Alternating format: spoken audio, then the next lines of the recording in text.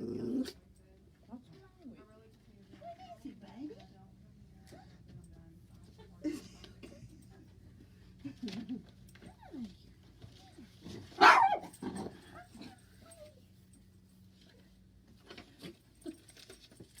Okay, are we live?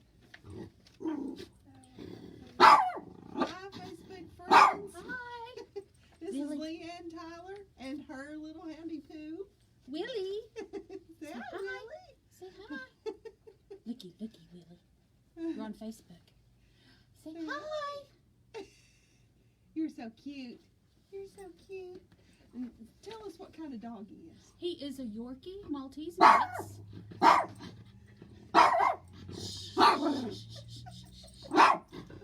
And he's so excited to be here, he just can't stop raving about it. Yeah. Hey. He may not like Holly's hat. He may not. Maybe what it is.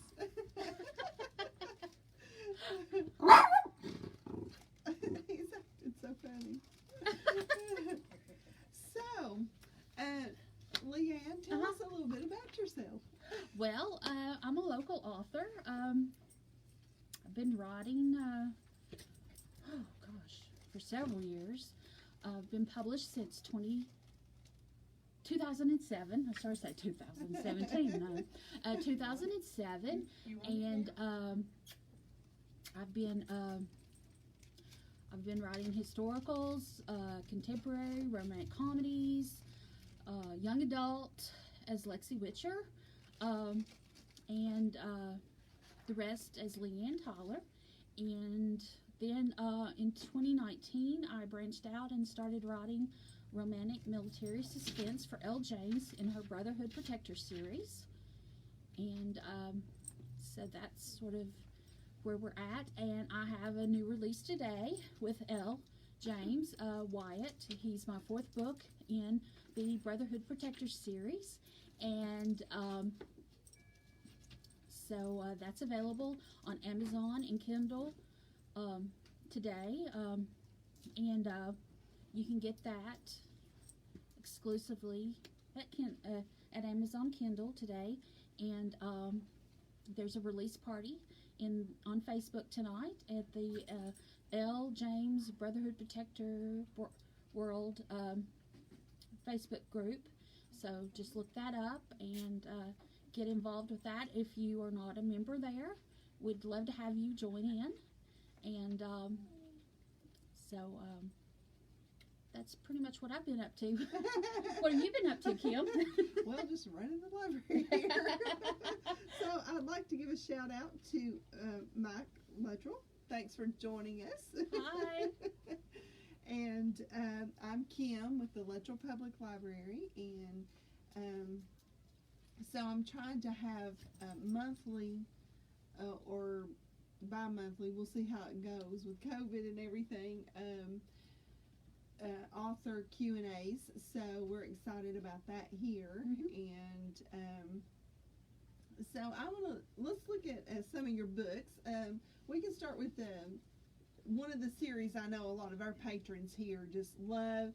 So you can borrow a copy from here, of course, but I know you'll want your own copy to read. The Good Luck series set in Fountain City. The Good Luck Charm. It's so good. The Good Luck Spell. The Good Luck Potion. She's got 2 copies here of that one. And then she's got 2 copies of the Good Luck Clover. That's the 4th book in the series. I'm currently working on the 5th book, which is, no, it's not the 5th book. I take that back. It's the 6th book, because the 5th book is a 2-book deal. It is Romancing the Holidays, which she does have a copy of. It is, Charming the Holidays, which has a charming Christmas and a charming wedding in there. And then the one I'm working on right now is the Good Luck Crescent Moon, and that would go along with these 2. So I'm not going to give you a release date on those, because on that one, because who knows. also write as, let's see, Witcher. Yes. So we have, and I don't know if I have all of these. I don't think I have all of these either. No, you. Oh dear. You have Bittersweet 16, which is the first book in the series. It's a young adult paranormal series. Then you've got Twisted 16, Wicked 16, and then Postmortem 16 finishes adult. Oh, yeah, that one I have. Yeah, that's the new one. Yes. Yeah. So, can you show us? Uh-oh, I dropped my phone. If you're just now joining us, I'm Kim with the Letchville Public Library, and this is local author Leanne Tyler. And so, can you tell us what a day of writing? Can you describe that for us? What is that like? When do you start? Do you have a specific time, a specific place? Is there anything specific that you do to get yourself motivated and ready? Or I don't know. Any funny little quirks? You know, you have to have your little something sitting on your desk or something. No, I would say it'd be a Saturday morning. I'd get up and it depends on whether or not I was having a migraine that weekend or not, you know, because it seems like migraines wouldn't hit me on the weekends anymore. But that would be. Do you prefer pen, typewriter? Oh, I always computer. I do computer anymore. I used to I used to handwrite on notebook paper with a pen. I did when I first started out. I did it in pencil. What was I thinking back in high school? You know, and I've got it. You know, it's so faded you can't see what it. You know what it is. You know, you can see that it has something scribbled on it, but you can't make it out. You know, but at least the ones that I did in pen, you can. It's still there. You know. So have you published or taken something that you wrote back then and turned it into one of these, or no? Have you thought about those are young adults, and I thought about it, but I've only done this series as a young adult, and I felt like I was leaving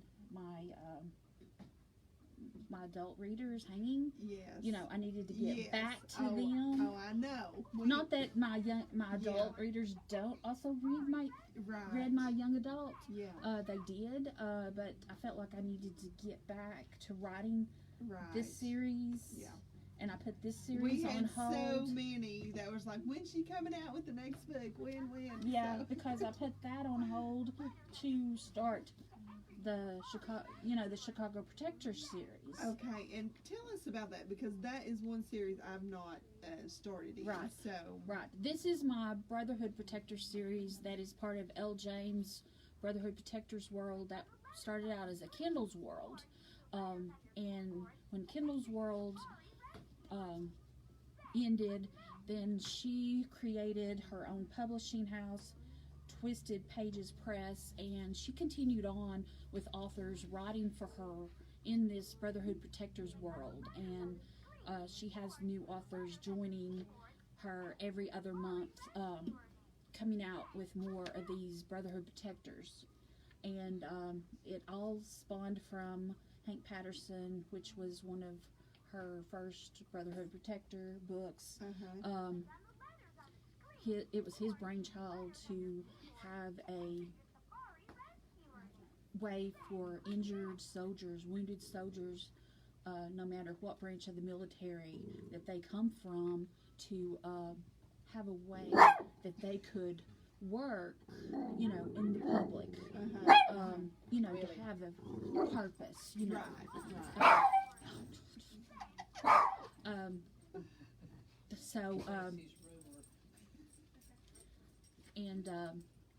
so he's saying goodbye to the patrons in the library. If you're wondering what he's running and barking about now. He wanted them to feel loved too. So Hank, made a way for these wounded soldiers to be able to feel useful, even if they didn't have an arm or a leg, or maybe they had TBI and they couldn't hold down a regular job, but they could work, or, maybe there was something else that they were good at doing that they couldn't hold down a regular job, but maybe in his security team that they could do something, Right. So he started this Brotherhood Protector series. And so I had a 4-book idea that I had come up with another author or a writer friend that we were going to work on years ago for Blaze, and I asked her, I said, could I take that idea and turn it into something? I said, we're not doing anything with it, and it's just sitting there, Right. Could I take that premise and maybe, make it fit into what I want to do here? And she said, sure, have at it, And so I took the situation with the 4 girls and I, placed it in Chicago and created the Pied Piper Bar where the girls were, wow. which gave me a 4-book Right. scenario. Exactly. And Yes. then I come up with my 4 heroes for the series, Right. and then I had my, Right. so. And that was going to be one of my questions. What comes first? A lot of times, characters or plot. Which one comes first? A lot. What do you, when you get an inspiration? Do you get like the idea, or does a particular character like come to mind? And you think, oh, wait a minute, I could do something with that character. Right. In this situation, it was an idea.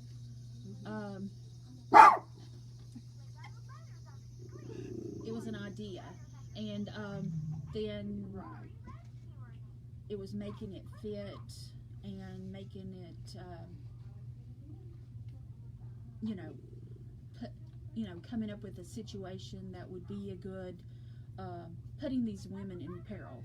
Because Right. even though these women are in peril, and that's normally the way the women are in this series, but they're not wimpy women. They're always kick-ass women in these series. They're just in these situations that they end up, they don't necessarily need to be saved, but they find they need protecting. Right. Right. And so,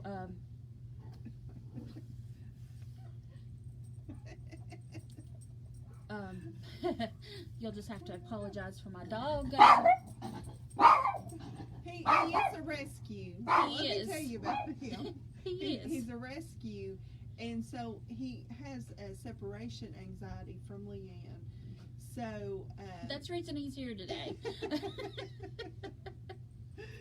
So we here at the library, we are a fan of rescues. So we just excuse him. He's fine. You're okay. You're okay. Come on. And let's see. Does writing energize you, or does it sometimes like exhaust you, like drain you once you finish the process? Actually, when I finished Wyatt, I was ready to start on Rookie, my next book in the series. So it motivates you. It did. Yeah. It did. While I was working on Loverboy, I couldn't wait to work on Wyatt. I kept thinking, okay, maybe I should be working on Wyatt instead of Loverboy, And of course, I went right into working on Wyatt, but then, and then it drug on because I did an independent study with my creative writing professor, and we looked at trauma writing, you know, with that, and that slowed down my process, which But do you was think good. It enhanced the book, but then the revisions sort of slowed down the process and took a little longer with the story. But in the end, I think it turned out good. Yes. You know, but then I knew I wanted to get Rookie out in February, so I started working on it right away. I started planning and coming up with, because I had to come up with a new plot twist with this one, you know, because, you know, I'd finished the 4 books. I didn't already have a planned out, you know, oh, this is, you know, going to happen, you know, with this Howard. I had to figure out, okay, I've got to come up with the guy, I've got to come up with the girl, and what's going to happen, you know. So I had to come up with the whole scenario for this new book. I think I find when I do some of my writing, I think so far it comes with I start with a character. It seems like that's where mine seems to come from, and then it kind of goes from there. Versus the plot, which is really interesting, you know, the difference in, and I don't really know why that is. Why for instance, there's, and which will lead me into my next question for you. I have a story hanging out in my head, a little bit on paper, and I was uptown or downtown. Which is it? Uptown, downtown? Downtown Knoxville. Okay. And we were up there at Market Square, and we were sitting out on at the Tomato Head. If you like Tomato Head pizza, delicious. And there was just lots going on. I mean, there was some, like, I don't know what you call it. They were passing fire sticks or something and doing all kinds of tricks. There was a guy who was doing card tricks over, you know, in another corner, and another corner a guy was playing a violin. Another corner there was a little band set up, and it was just a lot going on. So I was just looking around, you know, and with the people that were doing the fire sticks, I'm not really sure what that was, but they were these people on stilts, dressed kind of like an Alice in Wonderland type, you know, just kind of crazy dressed, you know. And so, and then I was like, the character came, and then the plot started coming, like, oh, you know. So, which leads me to you. So, do you have some of these ideas floating around, waiting to become a book right now? Yes, I've got one for a young adult that I've had for years that I cannot figure out how to turn it into anything. And I keep talking with a friend about it. I'm like, I've got this character and I've got this situation, but, you know, that's all I've got. Right. You know, right. And I'm like, and you can only work on one book at a time, which is kind of frustrating sometimes. Right. And everything else seems to always push it aside. Yes, you know, it's not time to work on that yet, I think. Right. You know, because I do believe in that. There's a timing for everything. Yeah. Yes. Because let's see. This one right here, I worked on this thing in different stages for almost 10 years, I guess. Wow. Because I write it in thirds. Okay. I'd write it in thirds. I'd go and work on something else. I'd come back to it and work on it some more. It changed. It's changed. It evolved. I've got a couple of those too. Yeah.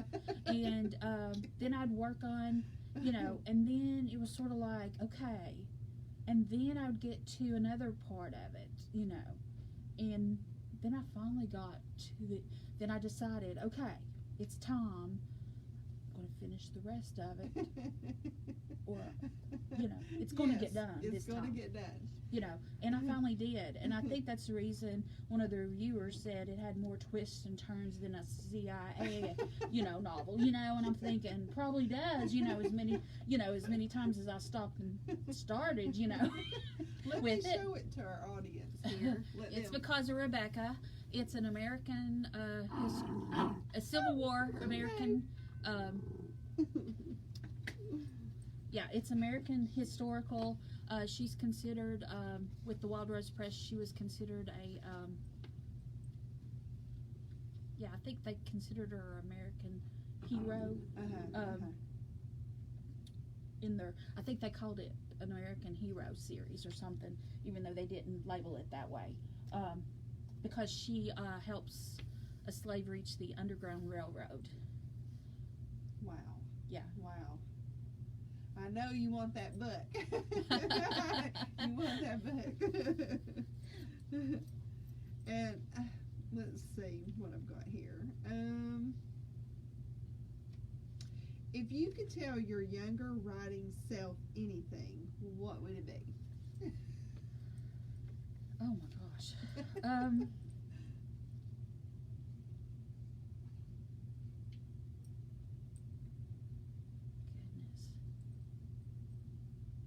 What has changed? Well, let me put it this way. What has changed since your younger years to now? What about your writing? Like the writing process, or the maybe just more motivation and discipline, or Yes, I probably would tell myself, don't spend so much time or waste so much time on or writing organization business. I mean, I spent years with my writing organization where I was in leadership and stuff. I mean, it was good. I mean, at the time we needed somebody in charge, you know, but it took away from it you. did. At that time, when I was younger, I spent time in leadership, running the organization when I should have been writing. Yeah. And I think that was, not that it was not good, and it got, you know, I mean, I wasn't the only one in the chapter that did that. Mm-hmm. There was several of us that did that. Right. But we all put our writing. You kind of put your calling off. We did. Yeah. We did. And,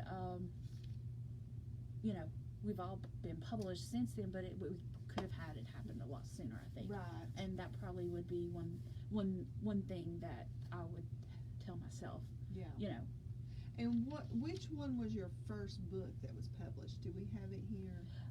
No, that was a novella called Victory's Gate, and it was it was only ebook, and then it was in an anthology, and it is out of print from the Wild Rose Press. But it is still the ebook is still available if you wanted to get it. It's called Victory's Gate, and it's, you know, it's just a very short novella. That's a time travel, and but it is only available through Wild Rose Press. And so, though I think, but you can get it on Amazon and other ebook venues, you know. But it does come from the Wild Rose Press, you know. Yeah, but, I see what you're saying. Right. Yeah. But you know. Okay. So, was that like a self-published book, or? No. No. That is a small press published book. That picked you up. Yes. Okay. I entered a contest. They were trying to build their historical line, and they ran a contest. They gave us a parameter to work with. They wanted 4 stories to be the winners, and they had 4 historical divisions, and so they had 4 different settings you could pick from. I picked the American Rose setting, and I had my heroine time travel back from this location to the American Civil War era, and that was where that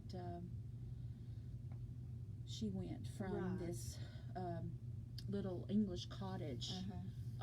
When she walked through the garden gate, she actually ended up back in Charleston in the fog with the soldiers marching in the distance. Oh my gosh, that sounds so good. I need to read that one.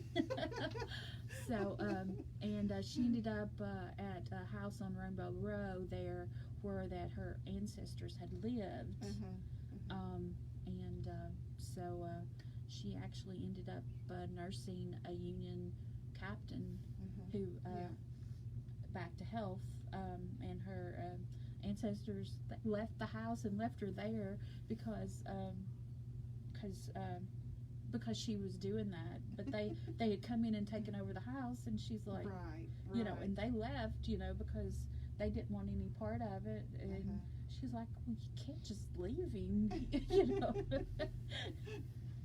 Well, it sounds like a book I would read. So, but I like the fact that you are really versatile in your writing. Like, you're not just mystery. You know, you're not just historical. And I feel like your writing it's the right amount of detail versus plot and action and what's going on without it feeling like, already I understand the rose is red, you know, kind of thing. And I'm a person who loves details, but I don't want it to just sound like a broken record, you know. And I think your writing is the right amount to where you're just going through it and you're just like fast, you know. You're like, yeah. So let's see. So have you self-published? Yes. Okay. Yes, I do. Actually, I've self-published all of Lexi's. I've done all of the Good Luck series, and then I got my rights back on Season of Love.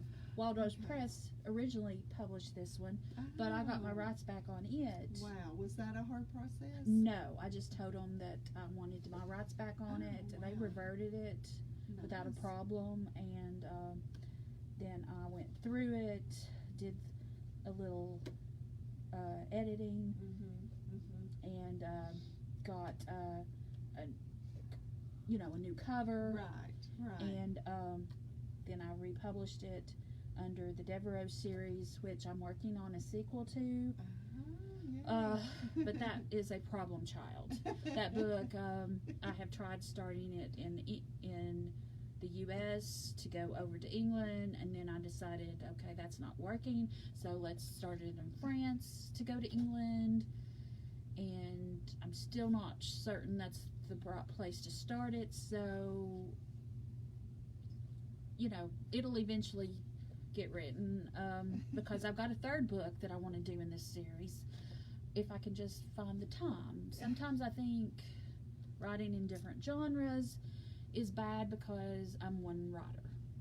One writer. Exactly. I can't do it all, and you know. Sometimes I would say it would be because I feel like I'm kind of the same way. I like to write different, and even though I'm not published like you are, but just in my personal writing, and I do find it's like a tug of war. Yeah. It really is. You're like, which one do I work on? Which one do I work on tonight? You know, I totally get that. Because me and one of my author friends, we have been talking for over 2 years now about starting a cozy mystery series. We've got book titles and the characters, and we've talked about what, you know, the different title books would be about. Right. But finding the time to actually get together and start writing together Yes. on those books, we just can't find the time to do it, because I'm writing in L. James' world, she's writing in L. James' world, she's one talking about wanting to venture out and just try to write for one of the New York houses now, and I'm thinking, okay, so that's going to push that project probably back if you're going to do that, and I'm Yes. thinking, we probably won't ever do that series, but it's such a good idea. it really is, and it's hard because you do have a day job. right, I do, I work, and I've got this little guy now, and he doesn't like me going into my writing office now, because he cannot get up beside me. He'd rather me sit in the living room, which is why I turned a room into an office to get me out of the living room so I could have my own writing space. And so, what does your room like? What color are your walls? And is it bright or? It is a dusty mauve color, very light. Kind of calming, I would It say. is very calm, with white trim, and then it's a taupe wood. Do you have anything special in your room that it's like that says this is my writing room? Besides your computer. My computer, and then my glass whiteboard, erase board. Yeah, that where you jot down your notes and Yes. ideas and all that. Yeah. Yes. Awesome. Okay, and that just went right into my next question about whether or not you had ever considered working with someone else to write a book. And I have done that before. you have done it before. Yes. Is that a different process? Is it harder, or is it? What's the advantages, disadvantages of it? Surprisingly enough, if the two of you, can think it out and you talk it out good, then sometimes the two of you will find that your writing styles mesh so well that you can't tell when one person is writing and the other person starts. Wow. It just goes seamlessly. Yes. Oh, that is awesome. Yeah. And we almost got published with that one, but wow. We didn't. We placed second in a contest, and we got read by Harlequin, but we didn't get published. Wow. So, but we came close. Nice. How do you select names for your characters? Is there do you base them off people you know, or do you just pick names that you like? I basically pick names I like.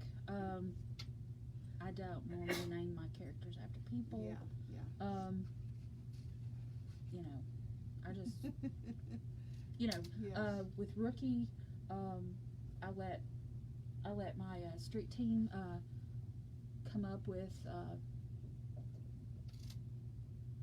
details about him this time, and I kept asking, them to pick a name, but they didn't come up with a name. They come up with his ethnicity, and other characteristics about him, and then so from that, then I went and then I come up with the help of my author friend, we searched and we come up with several different names that I liked, and then I just ended up picking a combination, to come up with his name. And then I just come back and told him, I said, okay, his name is this. You didn't come up with one. Yeah, and I don't normally, do that with my street team, but I had made them wait another month, for Wyatt, release month for Wyatt to come out, so I felt I would give them a little treat, and I thought it would be fun if they, got to sort of, describe the hero this time around, Right. Right. and so I told them after they did that, I said, thank you for doing it. I thought you all would have fun with this. We might do this again sometime. Maybe you get to describe the heroine, or something. We'll see. Do you have any questions? Well, Teresa Marie. Hi, Teresa. Hi. Thanks for watching. Yeah. She says, my little dog is loving the show, and I would love the first book of her first series. Can't remember the name. Oh, okay. That is The Good Luck Charm. Yeah, it has a dog, overweight bloodhound in it that Keely has to exercise, which is so funny because my little Yorkie is overweight. The person that had adopted him, he let him get overweight. He fed him stuff he shouldn't have. And I thought, oh my word, So I have to have him on a special diet, But The Good Luck Charm, it's set in Fountain City. Everybody loves it. So, and this is one that got turned down. Yes, it did. It has been turned down by Harlequin. It was turned down by the Wild Rose Press. Let's see, it was turned down by Avalon before it went out of business. And they were so crazy to turn it down, can I just say? Yes, because do you know how many books has been downloaded of this? Almost 40,000 copies. And I don't know how many I've sold, because I put it up for free, and that was free downloads. And so yes, it's a great series. Yes, so, yeah, you and must get this. Yeah, it's available on Amazon. It's available actually at Amazon and other platforms. I think it's at Barnes and Noble, and it's probably at Apple and Sony and all the other places because I've got it through Drive to Digital. So those platforms as well, Kobo, right now. So, and if you're from Tennessee and you're from the Knoxville area or the surrounding area and you're familiar with Fountain City, it's really fun to read and be like, oh, I know that place. Yeah. And I have her the funny stories. Right. Really I have her exercise Duke around the duck pond. Of course, the duck pond isn't big enough to jog around, and I do have a little note in there that I do take rider liberties with that. But they fall in. I'll tell you that. Anyway, they do have fun there, and Duke is a character all throughout the series. So if you like dogs, he is in the series, so I think you'll enjoy it. Holly McBee says, love this series. So. Oh, thank you, Holly. Thank you. Oh, it's you. Okay, Holly.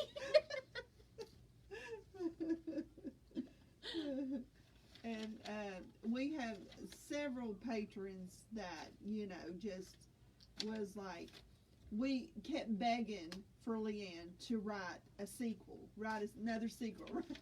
Yes. Actually, the Good Luck Clover is because one of the readers was like, Brandon has to have his own story. And I was like, he does? And I was like, okay, I hadn't thought about that. But okay. So that's how Good Luck Clover came about. So, and that's where I got into working with the FBI agents and getting into sort of a little suspense. You never know what might happen. So if you like it, find me on Facebook. Drop me a line. Tell me what you like. And which brings me to the next question. Where can people, find out about you and your books? Where can they contact you from? And, do you have different platforms, social media platforms that I'm on Twitter. I am at Leanne Tyler Author on Twitter. I'm on Facebook at Leanne Tyler Author. And I have a street team that you can get to on Facebook that you can join. My street team gets book cover reveals before anybody else does. I have a newsletter that goes out almost monthly, unless I get so swamped with my day job that I just can't get one out monthly. But I don't swamp people with a bunch of stuff. If I don't have any real news, then you might not get one monthly. But you know. Do you have a YouTube channel? Or I don't. Yeah, that might be your next adventure. It might be. Yeah. I mean, I have. Or the TikTok, or there's so many now. Yeah. You know, I do have a YouTube account where that I have done. Used to do book trailers. You know. Oh, so yeah. you know, who knows? Yeah. Who knows? Kim might get me into something here. Open up a can of worms. Okay, tell me, what is your favorite childhood book from your childhood? Oh, gosh. Mine, I can tell you, mine was the Cinderella from Walt Disney. My grandmother had ordered me the set, and that was just, I read it 1,000 times when I was little. I guess I loved the rescue hero of the story type thing. Our first book was that she liked was the Pokey Little Puppy. Oh, Mom says the Pokey Little Puppy. Okay. That was my first book, she said I loved. Yeah. Let's see. Let me see here. What? And I guess this could be a question from your. Well, I'm not real sure how to ask this. Did you have a break in your writing from like younger years till when you became an adult? Was there a break, or have you always continued? You've always been writing. It's just the publishing. When did the publishing start? And yeah, we'll start with that. Okay. I guess the only time I really had a break was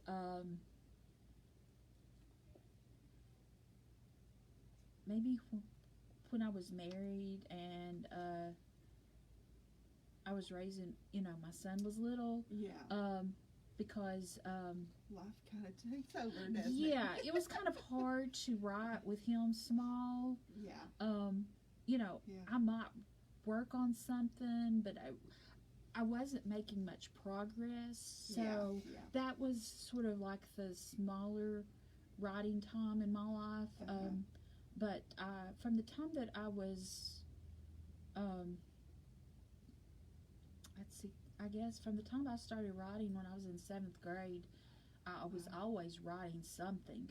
Even when I was in college, Right. I was writing a little something. Oh, yeah. Even when I was doing journalism in Right. college, I was writing in some form. Right. And I remember my son writing at a young age, Uh-huh. and that's, of course, at come time in his life, there was a break because of family, Mhm. and he's hoping to get back into it now. He's got a little more time, but sometimes family life does kind of take precedence over Mhm. something that's kind of like not something that we do full time. Mhm. It's Right. okay. So with that being said, I guess my next question is, from a young age, what inspired you to start writing? Do you remember why you wanted to write, or? Yeah, I was in 6th grade, and I remember sitting in a homeroom, and one of my friends, she leaned over and told me she had a secret, and she said, my dad's writing a book, and it was sort of like this little light bulb went on in my head. I was like, a book? I'd never even thought about writing, and I remember I wrote like a paragraph that was like 2 horrible little sentences, and that was my first attempt. I didn't do anything else again until I was in 7th grade, after my mom bought me some First Loves from Silhouette, and I read one, and then I tried writing my own story about some girls that were friends, and that was sort of when it took off, I guess. Wow. How funny that this little girl, your little friend, just kind of planted this little seed there. Yeah. Isn't that funny how things work out? I know.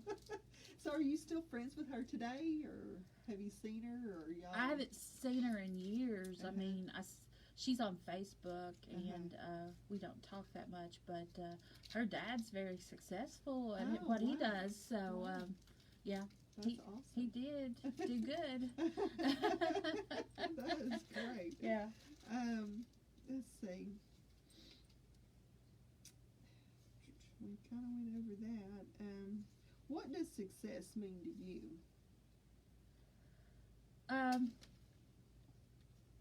Hearing from readers that they enjoy my books. Yeah. I think that definitely, when you hear somebody, I know when I hear a child comes to me and said, I've read this book over and over, and then he says to another child, have you not read this book? I'm just like, wow. That he really liked the story. Yeah. So it just makes you feel so good. Yeah. Money can't buy that. No. Money is good. Right. But it can't buy that. No.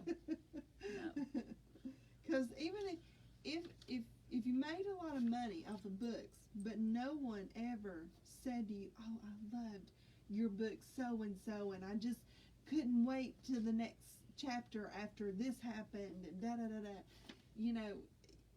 It just wouldn't. It just wouldn't be this. You would not receive the same satisfaction. Right. Yeah. Let's see. Do you find it more challenging to write the first book in a series, or to write the sequel to it? Oh. I found it harder to write Don Juan than I did Brand in this series. Okay.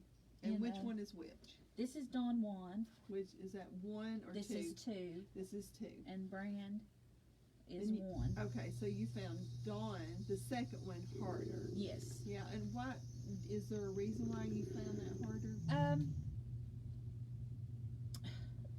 I think because this one, I had a better idea of where I was going with this one. Right. And I just never could visualize Don Juan, until it was coming. And then that's the way it was with Loverboy. Oh, okay.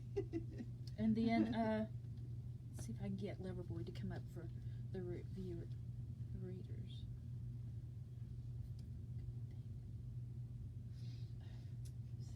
Let's see what else. But then Wyatt, was almost the same way, but it was different because I had, when I was working on it, then it was a little different because I had so much going on, and I I knew the end where I wanted to go with it. You know, I had that visual. Do you ever just feel like this thing is against you? I think that is why I prefer a book versus an ebook. Yeah. So what do you prefer? Ebook, book, audio? Well, because of my vision issues at times and not being able to Right. look down Mm-hmm. like I want. Okay, here is Loverboy. I don't. Oh, get that to come back up. There is Loverboy. I don't know if you can see good. Yeah. And I haven't figured out how to There's do the Loverboy. flip thing so everybody can actually read it right. Yeah. And let's see if I can get Wyatt to come up. And then there is Wyatt. He's out today. And the library will be getting the sequels, and or actually, I think we need that whole series. Actually, I've got to order and get that one from you. Yeah, what was you saying?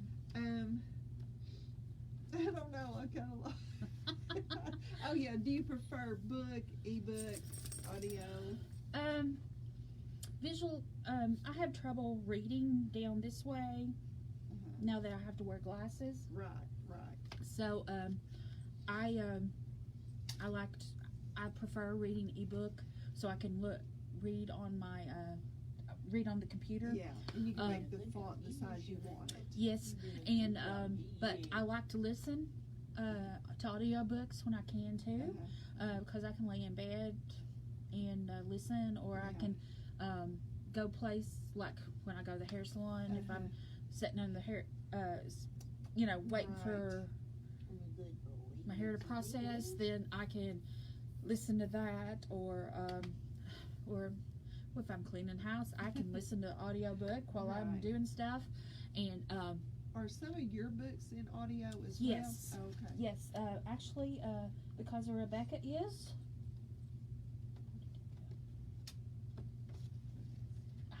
Because of Rebecca is, I actually asked them to do that one. That one is Ava Love Letters is with the Wild Rose Press. That one is only electronic. It's a novella. I do have things with the Wild Rose Press that's only electronic.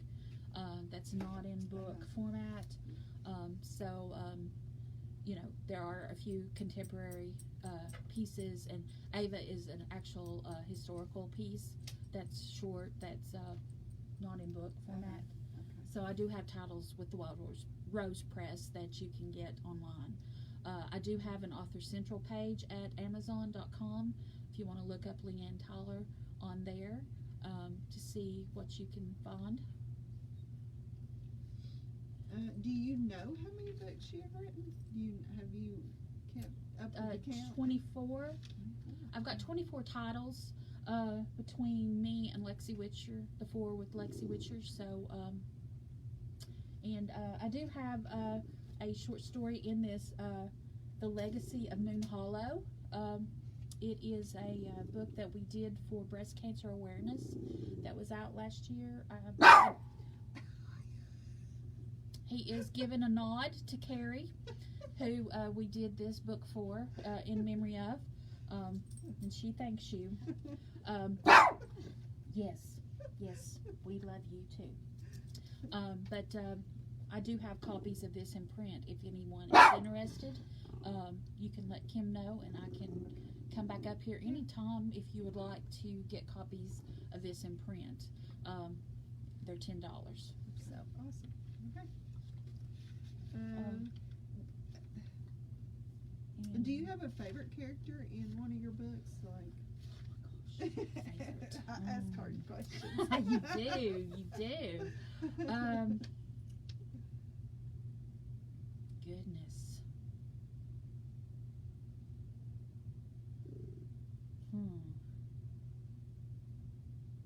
I like creating feisty characters. Simone and Margot in my in the Chicago Productions series. They're kind of cut from the same cloth, and they are like two peas in a pod, and they are pretty feisty girls. So they're interesting.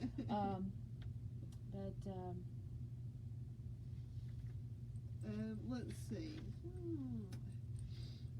Do you find it easier to between? I know you've written more adult. Is the adult easier to write than the young adult, or you just get more ideas for adult?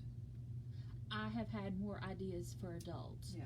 That's the reason I've wrote. Yeah. I've only wrote the Dodie Jinx series because that, other than the one idea that I've got for a story That's waiting to be put down. Yes. I've keep coming up with adult stories, so that's the reason I'm thinking maybe that was only a one-time thing with Lexi. I'm sorry if you love Lexi. You know, she may be a one-time wonder, but you know, that was what I have so far anyway. Sherry, Sherry, what's Sherry got to say? She says, "Hi, Kim and Leanne." Hi, Sherry. Hi, Sherry. Be sure to get Wyatt today. See you tonight on Facebook. Yeah, she helped with Ricky. Describing Ricky.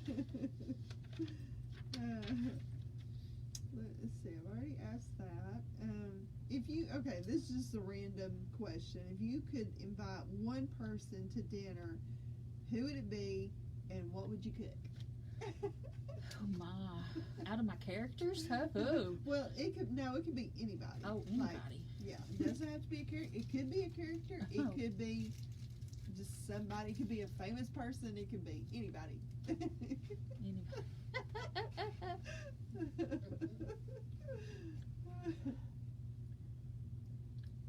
Can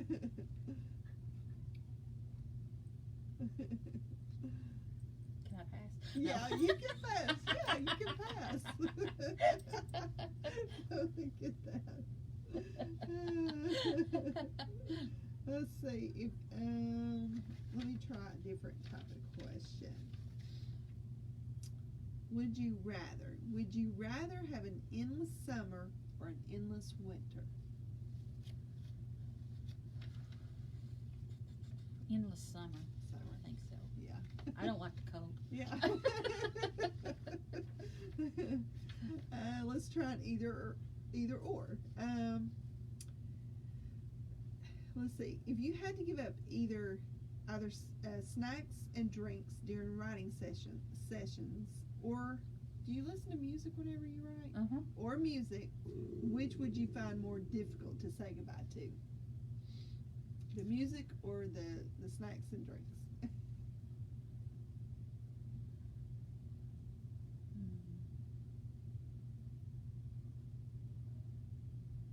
Probably the drinks, because I like to have a drink. Yeah. I mean, I won't snack as much, but I like to have either my bottle of water Me or a too. Dr. Pepper. Yeah, yeah, I love Dr. Pepper too. Yeah. I do. So, yeah, and it's just important. You know, I have to sometimes a whole soda a day, and usually I do try to stay with diet, but sometimes I just like a good old plain Dr. Pepper. But I do like Diet Dr. Pepper too. Yeah. But I crave water, and like I have to have water. So it's interesting that you write with music. You know, I can write with the TV on, like, you know, and just away on the couch. But I don't know why music. I don't know why that kind of just distracts me. Like, I don't know why. It's weird. I've been writing with Christmas music on. Oh, I never thought about the Christmas music. I might enjoy that. I like I love Christmas music. you know, I do sort of softer music. Maybe sometimes I'll put on Downton Abbey type music, Oh, you know, softer yes, music. Yes. Or like with you know, I had certain music that I wrote to with this book, The Good Luck Clover, Wow. and then I had certain music that I wrote with Potion. It was Michael Bublé for that one because wow. of the whole me and Mrs. Jones Yeah. thing with them, you know, Wow. because he talked about liking Bublé, you know, Yeah, in that, yeah. and you know, so there's certain things, you know, wow. that goes with certain books, and and I could see that now. Now Yeah. that you're saying that, I could really see that. I'll have to try that out. Right. And see how that works. and I listen to Yeah. Ed Sheeran radio, and lately it has turned into a country radio station for me because I accidentally liked Florida Georgia Line, you know, and now I've got Kane Brown and Sam Hunt and Morgan Whalen. I think is that his name? I know who you're talking about. Yeah. But yeah. With I don't know, though. glasses. Yeah. All I of know who that, you're talking you about. know, and I've got all these country you know, artists on there, and I'm like, how did it go from Ed Sheeran to all country? And I'm like, I mean, it's a good compilation between the two, but I'm thinking it's just not jiving with my series, you know. Right. Of course, with Wyatt and Colleen being out in Montana, it worked, you know, but you know, right now, getting into Rookie, I'm like, I don't know what kind of music I need to be listening to. So we're listening to Christmas music right now. Interesting. I like that. Well, how many drafts do your books generally go through before publication? Like, I don't know if you'd call them drafts. I work on modify. Yeah, I work on the first. I really spend a lot of time working on that first end of the first portion of the book so much, making sure it is so, you know, clean and just perfect to catch the reader that that might be, you know, I spend a lot of time there, and then or I tend to like look at how I wrote something like and I'm like, if I'll read it and it'll be fine, then I go back and I read it and I'll be like, that just doesn't sound right, like it's not flowing the way I want it to flow, so then I'm going to change it, you know, and then I don't know, just like I went over the prologue for Rookie like 3 times before I finally went on to chapter 1 and started, you know, and I just kept tweaking and adding a little bit here and there and making it feel like it had been fleshed out enough. And, you know, so maybe. How do you know when you say, okay, it's ready? I guess I feel like it, to me, it feels like it paints that full picture for the reader. Yeah. It's got enough that, you know. Right. I sometimes, like when I wrote the little bit story,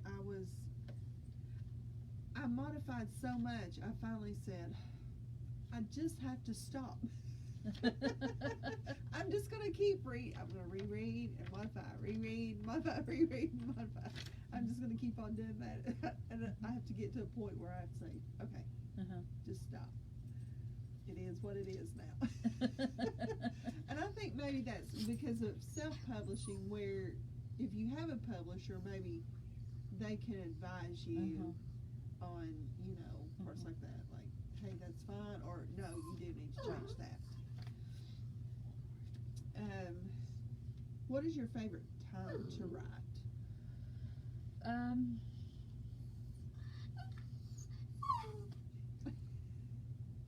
You may need to go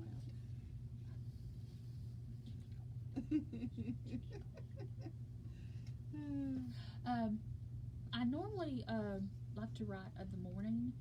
And I normally get 2 on Saturdays. On like that. Saturdays, yeah. But normally I try to get an hour, maybe in the evenings after work. It's kind of hard to try to fit it in. I totally understand that. And but I try to get that in if I can. But you know, it just depends on how I can work. Yeah. You know, some of it in.